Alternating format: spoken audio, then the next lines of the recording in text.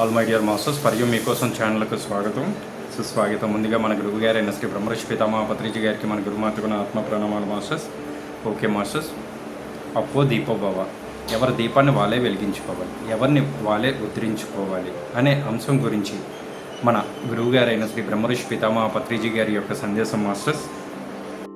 ఎవరి శరీరాలను వారు అఖండంగా ఆరోగ్యమయం చేసుకుందురు కాక. అందరికీ వందనములు. మిత్రులారా, ఎవరి దీపాన్ని వారే వెలిగించుకోవాలి కనుక మనమందరము ధ్యానం చేద్దాం. ఎవరు ఎంత ధ్యాన సాధన చేస్తారో అంత లబ్ధి పొందుతారు. ధ్యానం అంటే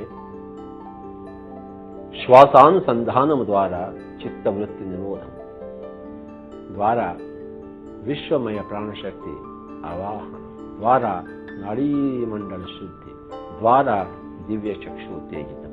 ఇదంతా వెరసి ధ్యానం. ధ్యాన సాధన ద్వారానే మన జీవితంలో వెలుగులు నింపబడతాయి. దీపావళి వస్తుంది. దీపావళి అంధకారము పోయి వెలుగులు. ఏక్ హీ ఏక్ ధ్యాన విధాన్ నామ్ హై శ్వాసానుసంధాన్. నోటిలోని మౌనము, మనసులోని శూన్యము, దాని పేరు ధ్యానం. నోటిలోని మౌనము,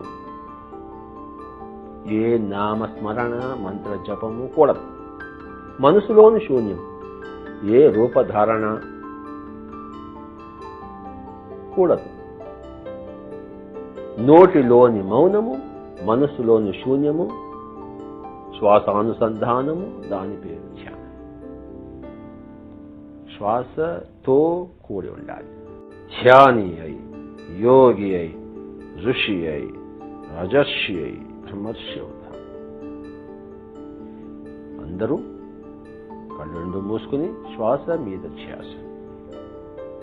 don't open your eyes, be with your breath.